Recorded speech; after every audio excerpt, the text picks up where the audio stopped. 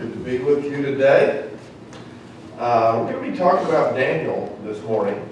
Actually, the first passage we'll be looking at is in 2 Kings, if you want to turn there instead of Daniel.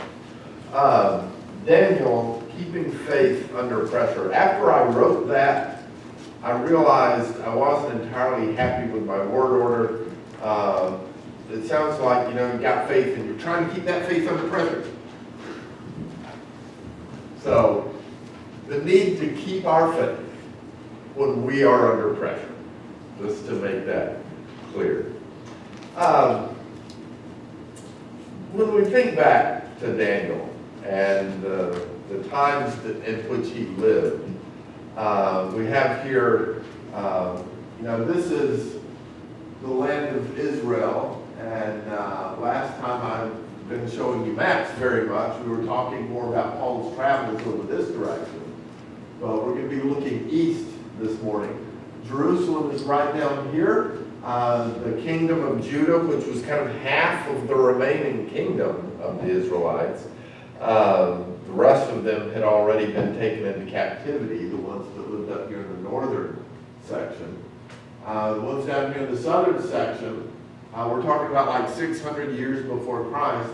They controlled this territory around and south of Jerusalem. It's kind of sad that, the kingdom of God on earth at that time had been reduced to that size. And they were a decaying nation. They were always troubled by idolatry and other sins, just many ways of deserting what they ought to have been. And in the 90 years leading up to Daniel's time, in Jerusalem, Manasseh was king for about 50 years. Manasseh was an absolutely horrible man and a horrible king for the people. He worshipped Baal. He brought in the worship of stars and planets inside the temple of God. He set up statues to the god Molech.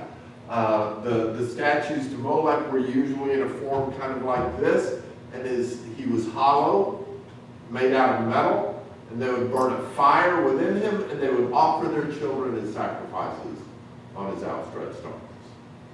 This is what was going on in Jerusalem, among what should have been the people of God, among those Israelites, the people of Judah.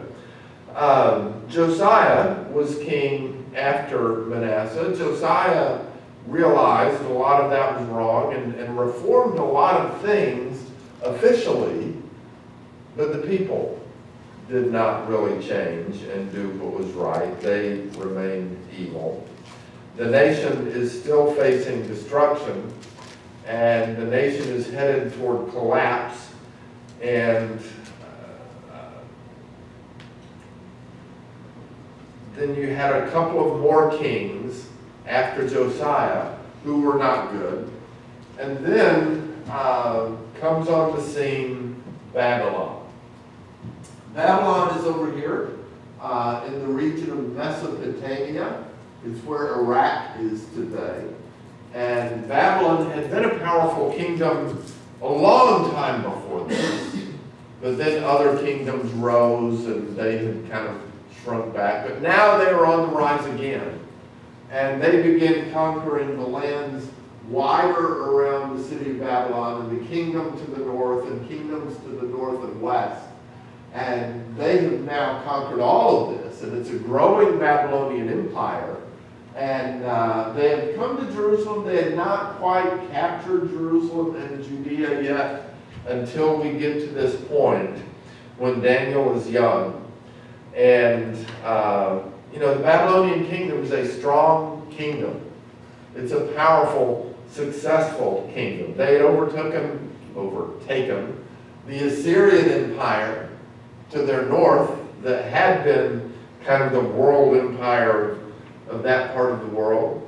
They had defeated the Egyptian army. And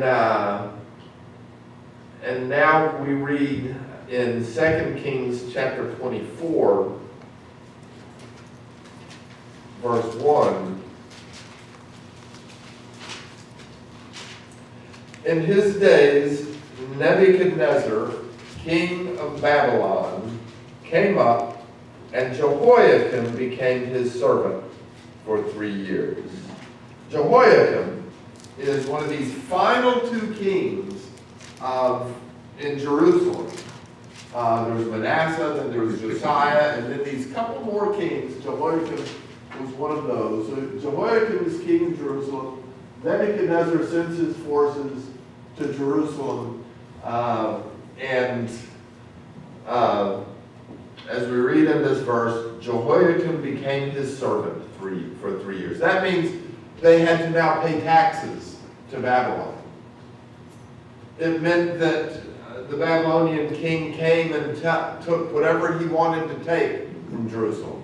And so he went into the temple and took various of the vessels from the temple to take home to his own temples. It means he took some of the young men from Jerusalem who seemed promising to serve in his kingdom and took them back to Babylon. Now there's going to be a couple more stages to this, and Nebuchadnezzar will eventually take all of the people of Judah to Babylon. But in this first stage, he simply makes the king there pay taxes to Babylon, take some vessels from the temple, and take some of the young men who seem promising to serve in the kingdom of Babylon. And that's where we find Daniel. And so let's turn to Daniel chapter 1. Daniel chapter 1, verses 1 and following, verses 1 through 4. In the 3rd year of the reign of Jehoiakim, that's that king in Jerusalem that we read about a moment ago, in his 3rd year, Nebuchadnezzar, king of Babylon, came to Jerusalem and besieged it. And the Lord gave Jehoiakim, king of Judah, into his hand, along with some of the vessels of the house of God. And he brought them to the land of Shinar, to the house of his God. And he brought the vessels into the treasury of his God.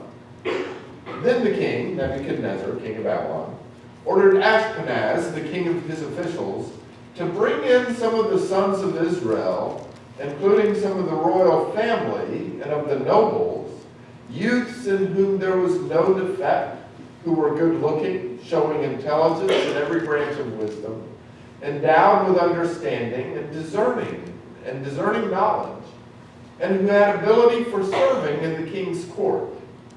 And he ordered him, Nebuchadnezzar ordered Ashpenaz, his official, to teach these young men the literature and language of the Chaldeans. So Daniel is one of these men, as we see in the verses immediately following this. Daniel is one of these young men. He's been taken captive along with a number of other young men from Jerusalem. He's been taken captive back to Babylon. And remember, his own nation, they're based in Judah and Jerusalem, is a decaying nation, problem after problem, terrible people, and he's now taken captive to Babylon, which idolatry is there and sin is there, of course, but they are a rising nation, a growing, expanding empire, and there's privilege in that for Daniel. Daniel, with these other young men, are taken as kind of the special ones from among the people in Judah, in Jerusalem. The special ones who might have some special role in the Babylonian Empire, to serve in the king's service. You know, you're not just going to be stuck as a captive in Babylon trying to make it through all the difficulties. You're going to be serving in the king's court if you kind of pass the test that they're going to be put through. So what is Daniel going to do? The Babylonians, of course, are pagan and they're ignorant of the ways of God. And let's continue reading a couple of more verses. Daniel chapter 1, verse 5. The king appointed for them a daily ration from the king's choice food and from the wine which he drank, and appointed that they should be educated 3 years, at the end of which they were to enter the king's personal service. Now among them, from among the sons of Judah, were Daniel, Hananiah, Mishael, and Azariah. Then the commander of the officials assigned new names to them, and to Daniel he assigned the name Belteshazzar, and to Hananiah Shadrach, and to Mishael Meshach, and to Azariah Abednego. So it's interesting in the book of Daniel, not interesting for any point I can make from it, but it's just interesting. The rest of the book, usually Daniel is still called by his original name, Daniel, although later sometimes he's called Belteshazzar. But the other three immediately are known to us, the rest of the text, no longer by their original names. Hananiah, let me get these right. See, I can't remember their original names because they're not called that for the rest of the book. Not by their original names, Hananiah, Mishael, and Azariah, but by the new names they are given, Shadrach, Meshach, and Abednego. Well, what is Daniel going to do when he realizes that part of this testing and development that Nebuchadnezzar is putting them through is something Daniel realizes would defile him? Something that would be sinful before his God. We noticed in verse 5 that the king appointed for them what they were going to eat, their menu, let's say. In verse 8, but Daniel made up his mind that he would not defile himself with the king's choice food or with the wine which he drank. So he sought permission from the commander of the officials that he might not defile himself. I'm not sure what it was about this wine and the food that was sinful and that would defile Daniel. Maybe it was meats that they were forbidden to eat. You'll remember the law of Moses, the law of the Old Testament was you could eat certain meats but not other meats. So maybe that was part of the problem.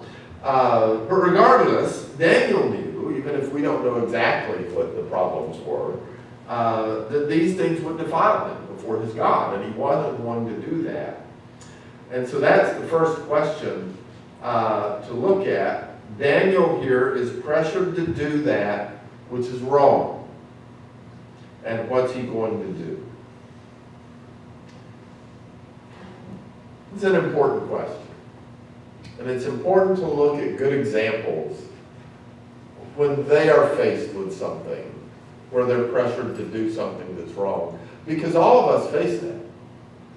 You face that from time to time, right? Somebody wanting you, expecting you, paying you to do something that you know that's not the right course to take, right?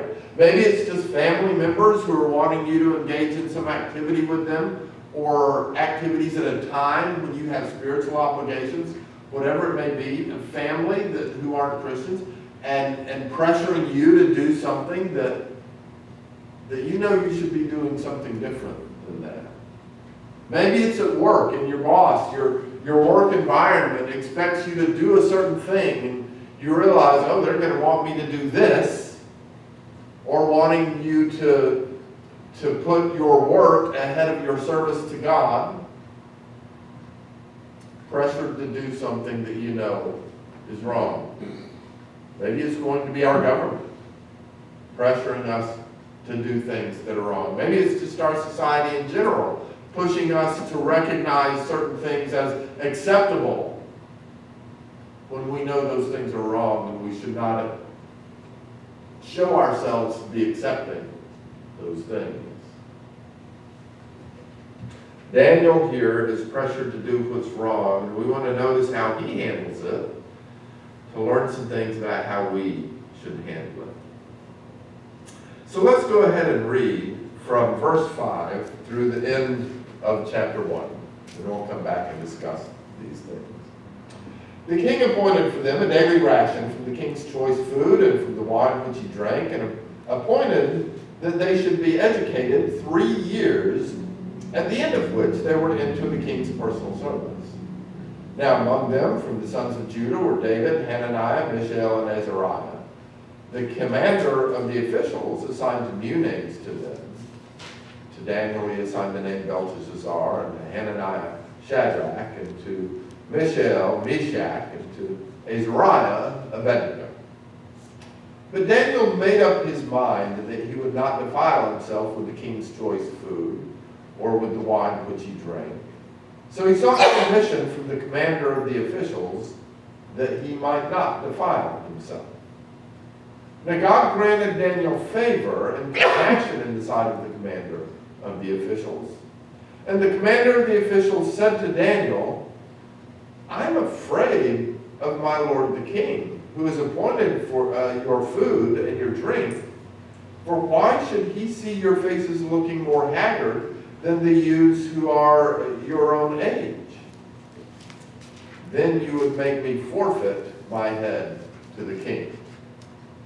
This official seems kind of sympathetic. The Lord, the text says the Lord granted Daniel favor in front of this man. And yet this man is very worried. You know, you don't want to eat what the king has told you to eat and drink? What's going to happen to me when you come out not looking as good as you should like the rest of the young men? So Daniel, in verse 11, said to the overseer, whom the commander of the officials had appointed over Daniel, Hananiah, Mishael, and Azariah, please, this is what Daniel says, please test your servants, us, those 4 young men, for 10 days, and let us be given some vegetables to eat and water to drink. Then let our appearance be observed in your presence, and the appearance of the youths who are eating the king's choice food. And deal with your servants according to what you see. So he listened to them in this matter, and tested them for 10 days. Now remember, this whole process is going to be 3 years. So this official has agreed, I'm going to give you 10 days to eat like you want to eat. And we'll see how it goes. And at the end of the 10 days, their appearance seemed better. And they were fatter than all the youths who had been eating the king's choice food. So the overseer continued to withhold their choice food and the wine which they were to drink, and kept giving them vegetables. And as for these 4 youths, God gave them knowledge and intelligence in every branch of literature and wisdom. Daniel even understood all kinds of visions and dreams. Then at the end of the days which the king had specified for presenting them, the 3 years, the commander of the officials presented them before Nebuchadnezzar, and the king talked with them, and out of them all, not one was found like Daniel, Hananiah, Mishael, and Azariah, so they entered the king's personal service. And as for every matter of wisdom and understanding about which the king consulted them, he found them 10 times better than all the magicians and conjurers who were in all his realm. You'll remember the dream that Daniel will be interpreting before too long here in the next chapter. But we won't get into that today. And finally, verse 21, and Daniel continued until the first year of Cyrus the king. So all of Nebuchadnezzar's reign and the following Babylonian king's reign. So what can we notice from this story and the lessons that it has for us? One is, we think first of Daniel, but it's Daniel and his 3 friends. Now, there were all of these young men brought from Jerusalem, but Daniel and these 3 in particular seem to have been close, seem to have been friends, seem to have stayed together. And so it's not just Daniel that's on Daniel's mind. Daniel realizes that in this moment, when my faith is challenged, when I'm under pressure to make a choice I shouldn't make, Daniel remembered that his actions affected not just himself, but his 3 friends who were with him. And so he asks permission from the official for all 4 of them to be fed and given drink what they knew was right to do. And that's important for us to think about, that when we are in a moment of pressure, it's not just us that's affected by our choice. It's the people who are challenging us are affected by whatever choice we make. Maybe they'll see something in our determination to live the way that we see right that's honorable, and they might want to know more about that. Or maybe not. They may mock it entirely. But your family members, your Christian brethren, are affected by the choices you make when your faith is challenged. Daniel had to remember that because his 3 friends are involved here with him. We notice the text groups them together in verse 6, and their names are changed together in verse 7. And when Daniel goes to make this request, it says, they don't want to eat the choice foods and the wine that they're being told to consume. Daniel is asking for all 4 of them, not just for himself. So it's important to remember that our actions and our choices, when our faith is challenged, it affects more than us. It affects those around us. Family members, people at work, brethren with whom we worship. So, another thing. I'm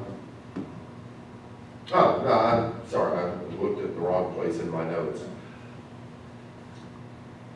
This thinking about others when we make our choices is something maybe we don't do enough. We kind of just think about, how's this affect me? Am I going to do the right thing? What if I don't do the right thing? What if I do the right thing? And we may not be thinking enough about the others around us. You all are, most of us are kind of in the older age range. Maybe you remember Simon and Garfunkel, the singers from the late 60s. One of their songs, I think the name of it was I Am a Rock. But a line from that song, I touch no one and no one touches me. I am a rock, I am an island. Maybe some of you remember that song. You're not a rock. You're not an island.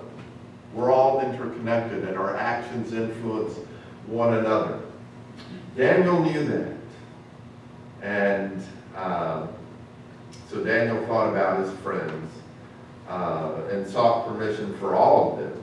And it's because of his leadership, his example in this, that all 4 of them escaped this challenge or got through this challenge to their faith successfully with their faithful service intact.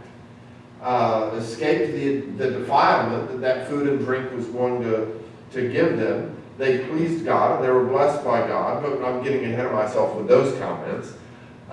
So when we make choices, when our faith is under pressure, remember that people see us. They may be encouraged by what they see in us, or they may be discouraged and led away into sin after seeing the choices we make. All right, well that's one point.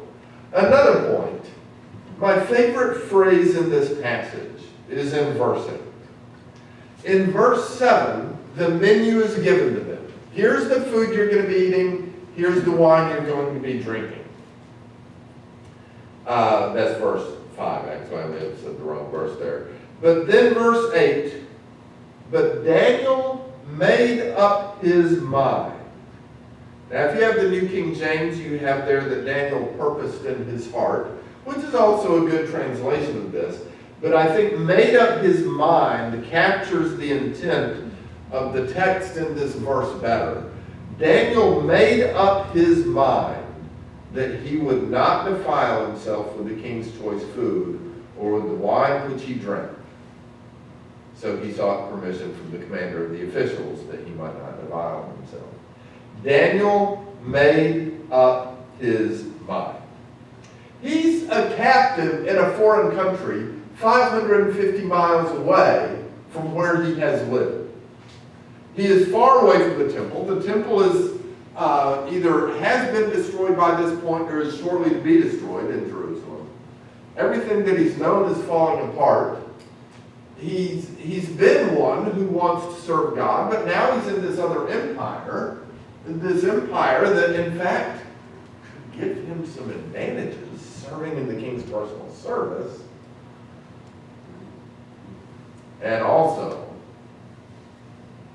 I mean, what would you expect if you've been taken captive and the king of this empire who has taken you captive and has assigned you a path to go on, and you say, I don't want to go on that path. I don't like this stuff you gave me to eat. What do you expect? Might happen. Might be bad. Right? You would have to expect the consequences of making up your mind like Daniel made up his mind might lead to some bad things for you. Daniel, nevertheless, had resolve. He made up his mind, no matter what, here's my course. I'm going to serve God. I'm not going to defile myself. I'm going to do what's right. I'm being pressured to do something that I know is wrong, but I'm not going to do it. In our own lives, how do we do with that? When we're pressured by society, by family, by employment, by whatever it may be, do we have that kind of resolve? No, I'm not going to do that. I'm just not. I'm not going to. It's not like, oh, let me see if I can work my way around. No, he made up his mind. He wasn't going to do that. And accept whatever consequences come from that. Now, another thing we can notice here is that while Daniel had made up his mind, he doesn't tell the official, "You're an idiot, I ain't going to do that." He tries to find an agreeable solution. So we notice in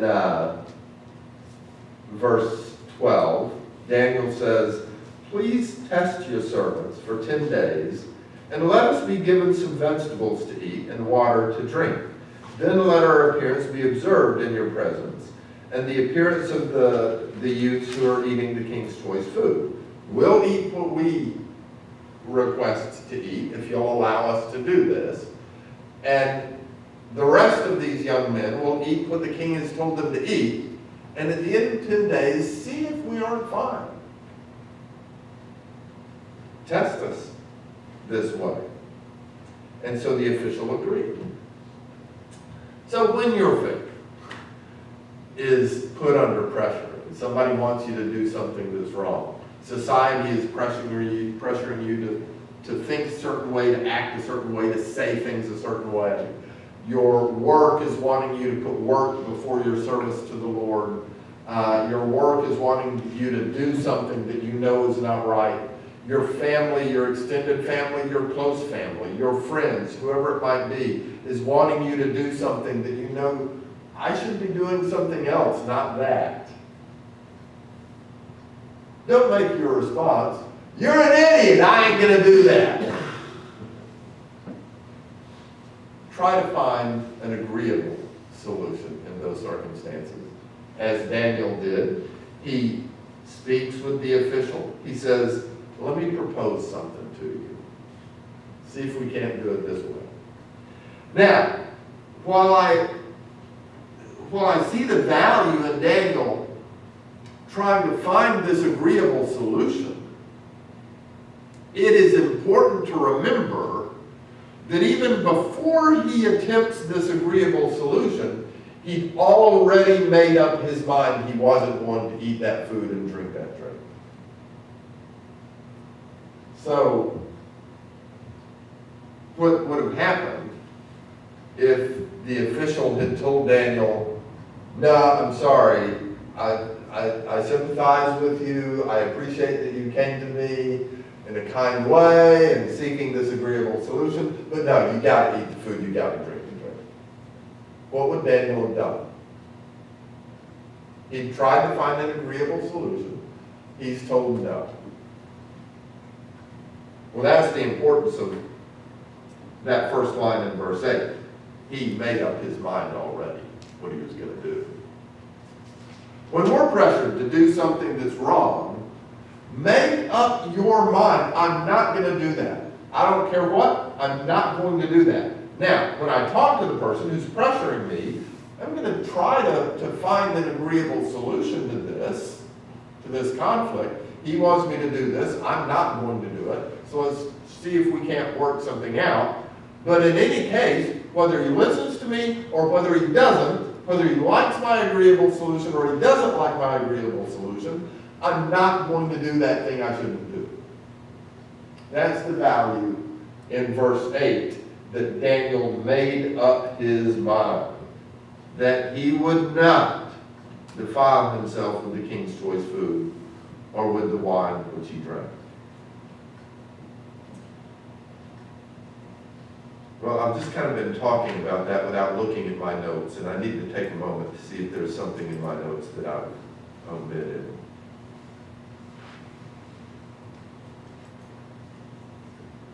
Well, the success of his approach.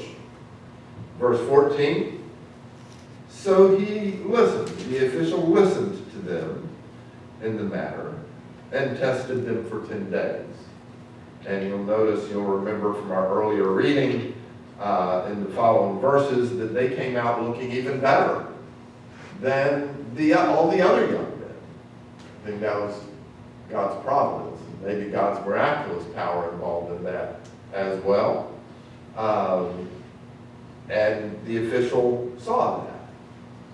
So Daniel's request and his efforts were successful here.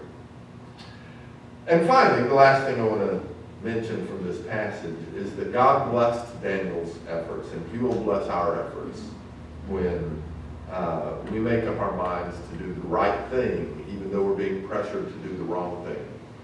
By blessing our efforts, I don't mean that there won't ever be negative consequences, but he will bless our efforts. We'll talk about those negative consequences in a moment. All four of these young men, Daniel and his three friends, the ones that he remembered, my choice is going to affect them. All four of these benefited from this. They are given positions seemingly above these other young men. They are put into the personal service of the king. And they are blessed by God, as we read in verse 17. And as for these four youths, God gave them knowledge and intelligence and every branch of literature and wisdom. Daniel even understood various kinds of dreams and visions. So God blessed their efforts.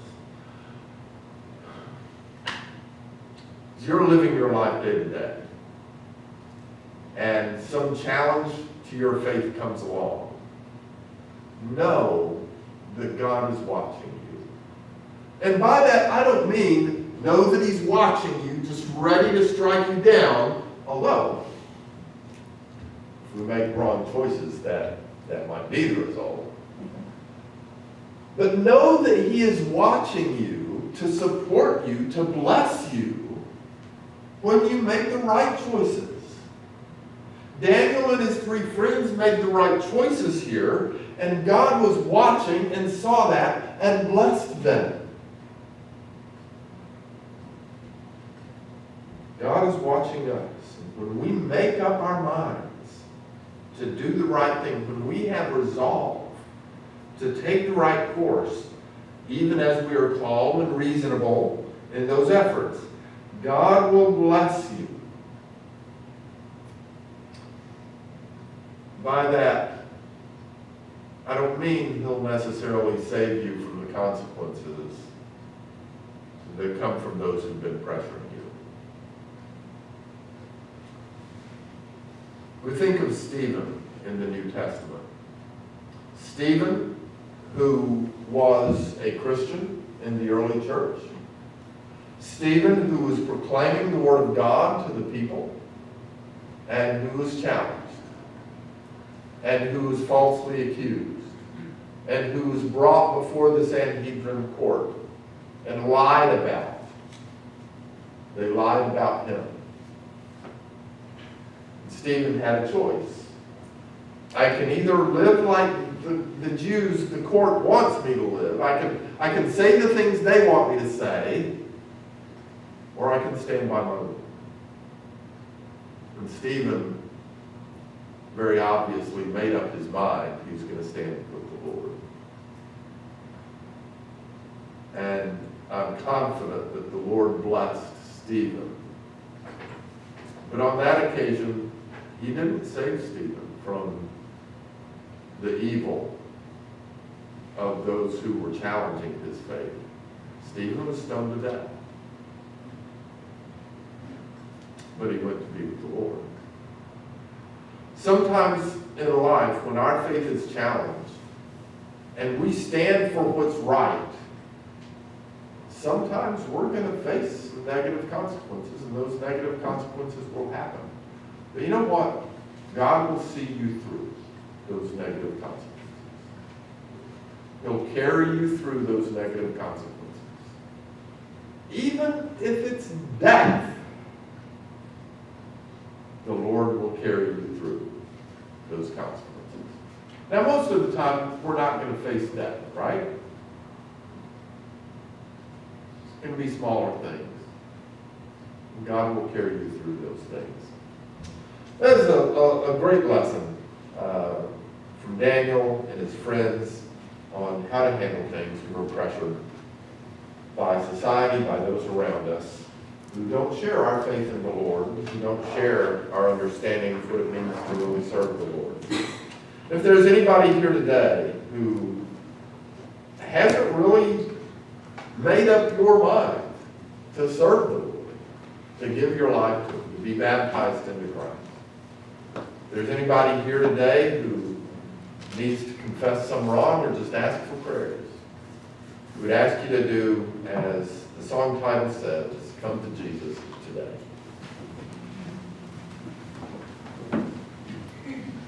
Come to Jesus, He will save you, though your sins as crimson glow. If you give your